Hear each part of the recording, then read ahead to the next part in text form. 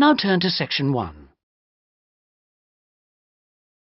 Section 1. You will hear a student talking to the accommodation coordinator at her school. First, you have some time to look at questions 1 to 4.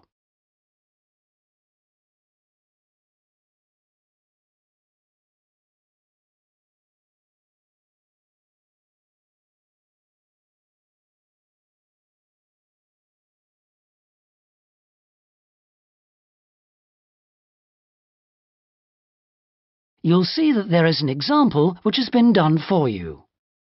On this occasion only, the conversation relating to this will be played first. Sarah, I've heard that you want to move into a homestay family. Is that correct? Yes, that's right. I've been staying with my aunt, and now my cousin is arriving from Singapore, and my aunt needs the room for him. Oh, that's bad luck. Well, I'll need to get some particulars first. Sarah, what's your full name? Sarah Lim, and that's Sarah without the H at the end.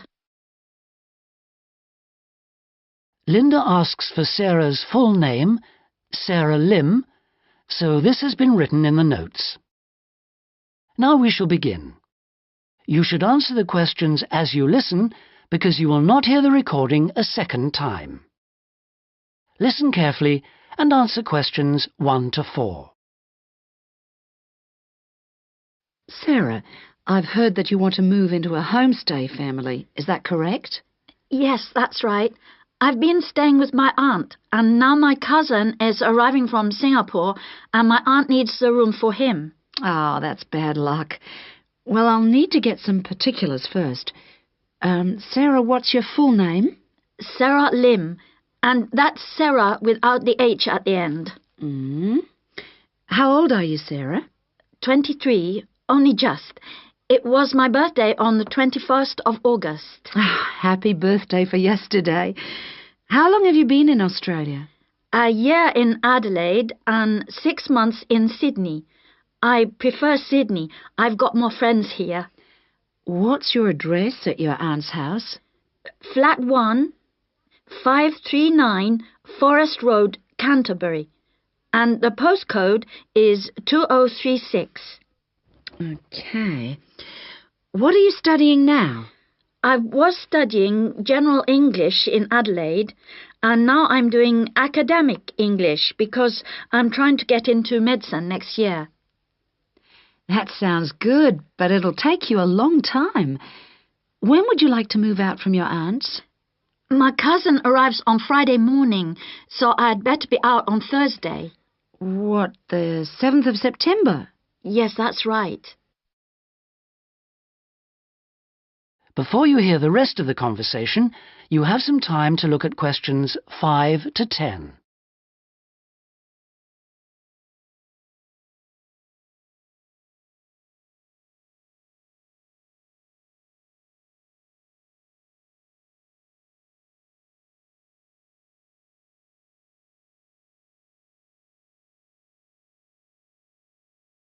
Now listen and answer questions 5 to 10. That doesn't leave us much time. Right, okay. I need to know what kind of accommodation you'd like so I can get you something suitable. Can I share a room with someone else? I've been alone in my room at my aunt's, and I've always shared with my sister, and I like that. Yes, fine. That'll save you money, too. Would you like to live with a family, or do you think that a single person would be better for you? I have lots of very nice single people on my books. Do you have any women living alone, retired women? Yes, I have quite a few whose children have grown up and left home. In fact, I have some really lovely retired ladies living by themselves who just love the company of students. Most of them live in flats, but that's not a problem for you, is it? Not at all. I'm used to that. My aunt lives in a flat too, remember? I'm not used to a big house with a garden, swimming pool, pets and all that. Okay, fine. I know quite a bit about what you want now. I should let you know that your rent will be $160 per week. You'll have to pay me $320 as a deposit before you move in. The deposit is as insurance in case you break something. You'll need to pay monthly to me by cash or cheque, I don't mind. You don't need to pay for gas, electricity or water, but you will need to pay your proportion of the phone bill. Most families do that on an honour system, but you'll have to wait and see. Have you got any more questions for me? When will you know where I can go? I'll work on it now. So come and see me tomorrow, and I should have some news for you then. Thanks a lot. Goodbye. See you tomorrow. After lunch would be better for me. OK. See you then. Bye. That is the end of section 1. You now have half a minute to check your answers.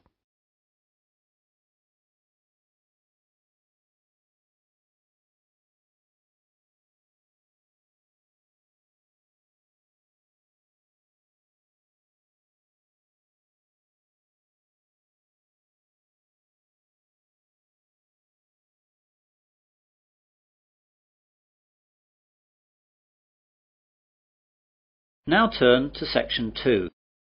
Section 2. You will hear a radio presenter interviewing a man about the Sydney Harbour Bridge. First, you have some time to look at questions 11 to 16.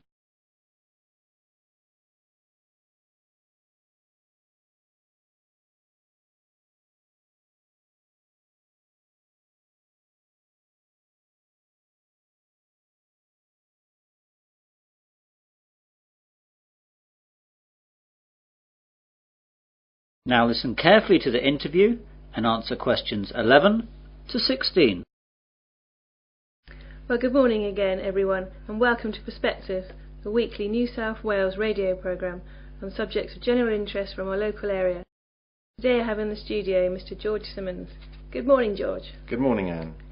So what are you going to talk to us about today, George? Well, for people from New South Wales, and particularly Sydney, this will be of great interest, I hope. I'm going to tell you a little about Sydney Harbour Bridge. Wow, that'll be so interesting. I think so. To start with, I'd like to tell you a little about the size of the bridge. The arch span is 503 metres, and the weight of the steel arch is 39,000 tonnes. The summit is 134 metres above mean sea level, though it can actually increase by as much as 18 centimetres on hot days, as the result of steel expanding in heat. The two pairs of pylons at each end are about 89 metres high, and are made of concrete and granite. The steel used for the bridge was largely imported. About 79% came from the United Kingdom, but the rest was Australian made. The granite was quarried in Moruya down the coast, and the concrete is also Australian. So most of the steel used to make our great bridge actually came from England? Yes, I'm afraid so. However, the workforce were all Aussie. Thank God for that. When was the bridge actually built? The bridge was opened in 1932, but work first began in 1924 with the construction of the bridge approaches and spans, with two separate teams building the arch on each side, working towards each other. The arch was successfully joined on August the 19th, 1930. I'm afraid that working practices weren't very fair in those days, and the local government demolished 438 homes, which were in the way of the approaches, and as many as 800 families living there were displaced without compensation. The standards of industrial safety were inadequate too. 16 workers died during its construction, mainly from falling off the bridge. I didn't realise that. Yes, the bridge was formally opened on the 19th of March 1932 by the Premier of New South Wales, Mr. Jack Lang. When it was opened, it was the longest single-span steel arch bridge in the world, and it was one of the greatest engineering masterpieces of its time. Several songs were also composed in advance for the occasion, but these have now largely been lost or forgotten. However, 3 postage stamps were issued to commemorate the opening of the bridge, and these still exist. One of these stamps, with a face value of 5 shillings, is now worth several $100s today. You now have some time to look at questions 17 to 20.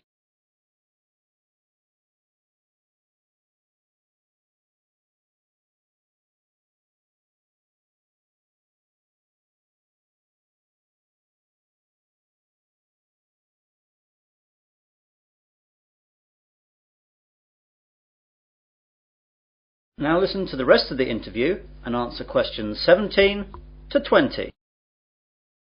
So that's the history of the bridge. Is the bridge still the same today as when it was built? No, it's quite different. The basic structure is the same, of course. Originally, the bridge was constructed to carry a road, 2 sets of tram lines and railways. In 1957, the 2 tram lines were removed when Sydney abolished its trams, thus giving the bridge 2 more traffic lanes. Today it carries 8 traffic lanes, 2 railroad lanes and a footpath along its eastern side. One of the eastern traffic lanes is now a dedicated bus lane. The bridge is often crowded, and in 1992 the harbour tunnel was opened to help carry the traffic load. More than 160,000 vehicles cross the bridge each day. Before the harbour tunnel was opened, this figure was as high as 182,000, and would be much higher today if it were not for the tunnel. Pedestrians, horses and push bikes are not allowed on the bridge anymore. Wow! The bridge actually carries that much? Oh yes. Actually, before the harbour bridge opened, it was completely packed with railway carriages, trams and buses to stress test its load-bearing capacity. While it has had many traffic jams since, and 500,000 people walked across it on its 50th anniversary, it has probably never been asked to carry that much of a load since. Amazing! And I suppose the toll for crossing the bridge has changed a bit too? I'm afraid so. The initial toll charged for a car was 6 pence, while a horse and rider were charged 3 pence. Today the toll costs $3, but is only charged when travelling to the south as an efficiency measure to speed up traffic flow. That is the end of section 2. You will now have half a minute to check your answers.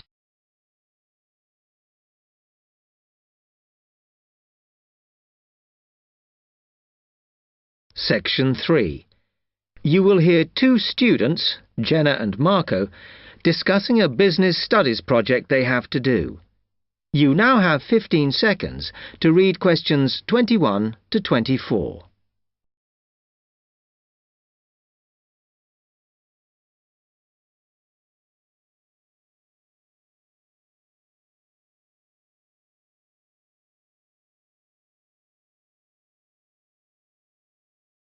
Come on, Marco.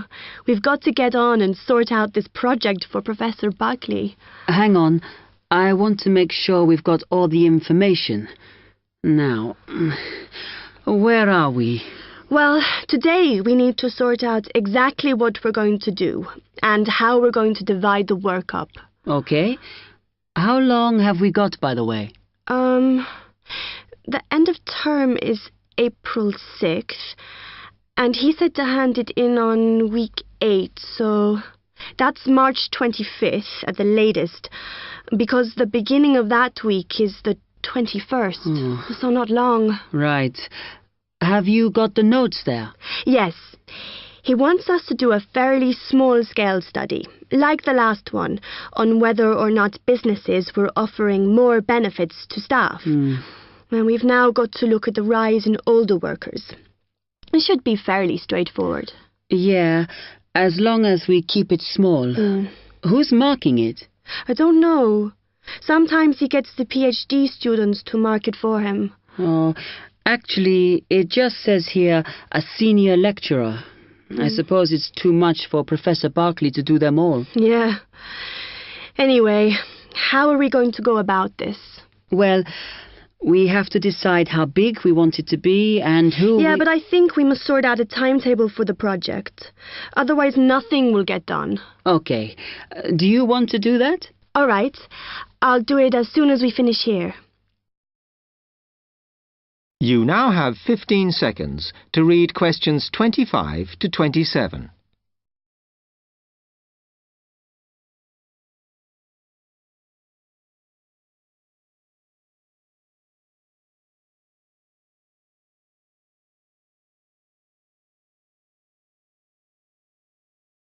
Okay. What do we have to do now for the project? What's the best way to go about it? Well, Professor Carter suggested we set up a focus group to get some in-depth interviews, but I think that'll take a lot of time. Yeah, I agree. If we did a focus group, we'd have to spend time deciding who to include in it, and it's not necessary to do one anyway. Oh, fine. And if you agree, I think we should get in touch with the businesses on the list Professor Carter gave us and ask them if they're prepared to participate. Sounds good. Then we can go there, give them questionnaires and collect them later. Exactly. Okay. Then do we need to book one of those study rooms in the library so we can work together to input the data? Perhaps not, as I guess just one of us could just sort it out actually. Yes, that would be easier. A lot of what we're doing is qualitative, so it'll be writing up rather than statistics. No software for that, I'm afraid. And I think it would look better if we had actual shots of some of the staff, because we're citing appearance as a factor in employability, aren't we? Yeah, okay. I'll factor that all in when I sort everything out tonight. You now have 30 seconds to read questions 28 to 30.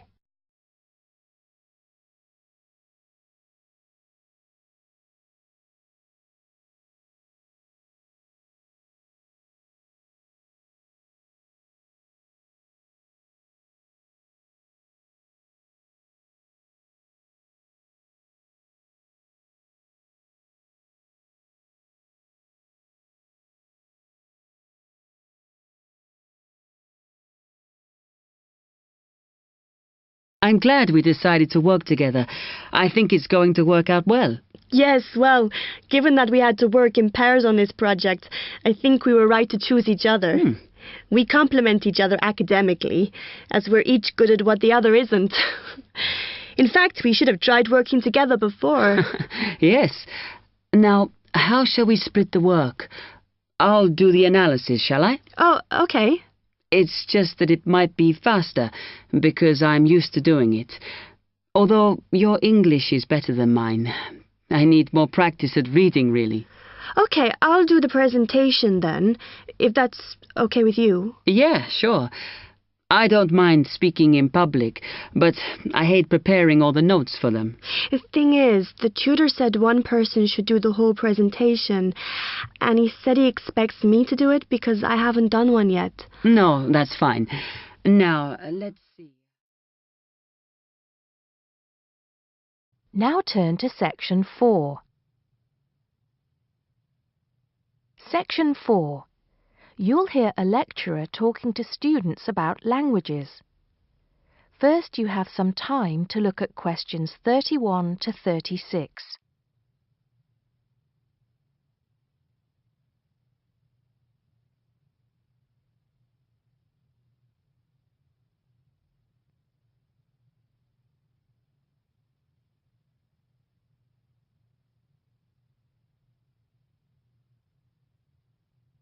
Now listen carefully and answer questions 31 to 36. Good afternoon, everybody. Today, in the first lecture on anthropology, we're going to look at languages and how they are disappearing fast and what effect that's having on people and the world as a whole. We hear so much in the news about the possible extinction of animal and plant species in the world. It's a sad thing that one day certain animals will cease to exist. But how many of you are aware that the world's languages are facing a similar threat? Believe it or not, there are currently more than 6,000 languages spoken in the world today, but experts believe that by the end of this century, this number will be reduced to half. And as each language dies, the culture and specialized knowledge of a community dies with it.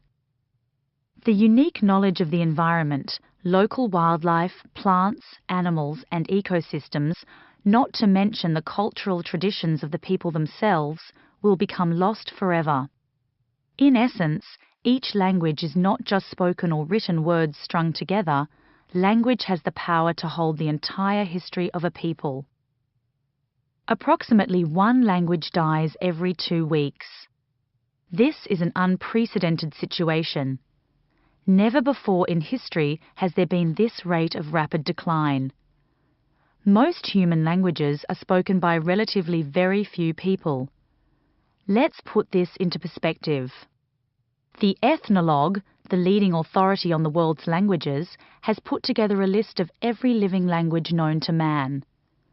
There are over 6,500, of which 6,000 have available population figures. Now, 109 million people speak just 10 of these languages, and they are the major languages of the world. At the opposite end of the scale, there are minority languages which are only spoken by a few people, and that's what this chart is illustrating. The number of languages is represented on the vertical axis, and the total number of languages that make up this group is an astounding 1,619. For each of these smaller language groups, the population range of speakers goes from 1 to 999. Even more incredible is the fact that out of these small languages, over 200 of them have a speaker population ranging from just 1 to 9. Imagine only 9 people speaking your language in the whole world, or even only 1 or 2 people. Now, let's think geographically. In total, there are 516 languages that are nearly extinct, where only a few members of the older generation survive. When they die, the language will die with them, lost forever. The majority of nearly extinct languages come from the Pacific and the Americas, making up 74%, followed by Asia at 15%. Europe has the smallest percentage of languages that are nearly extinct, only 2%. Before you hear the rest of the talk, you have some time to look at questions 37 to 40.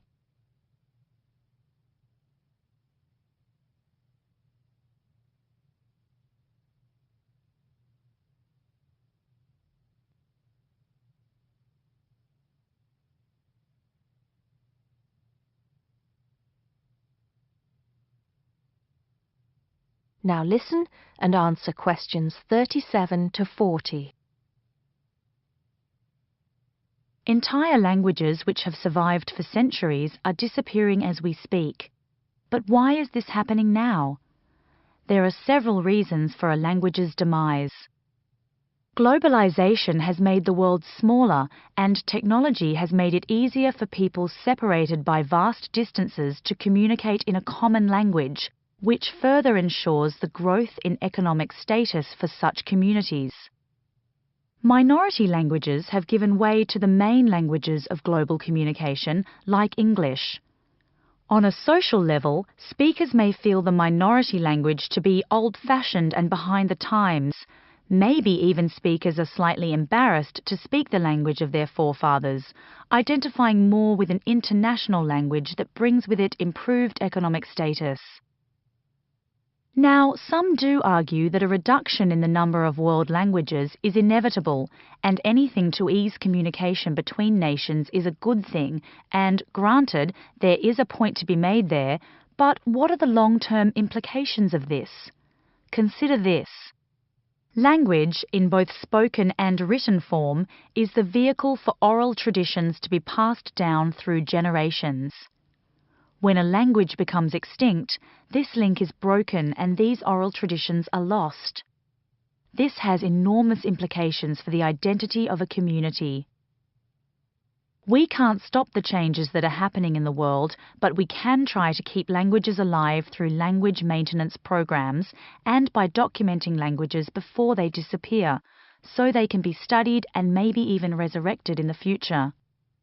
It's also important to remember that many people who speak threatened languages can neither read nor write. Helping them become literate goes a long way towards protecting the language. Preserving a language is not easy, but there have been exceptional cases where languages have been brought back to life. In Ireland, Irish Gaelic, once a dying language, through national determination is now spoken by 13% of the country's population. We'll go into what happened there in more detail in my second lecture. That is the end of section 4. You now have half a minute to check your answers.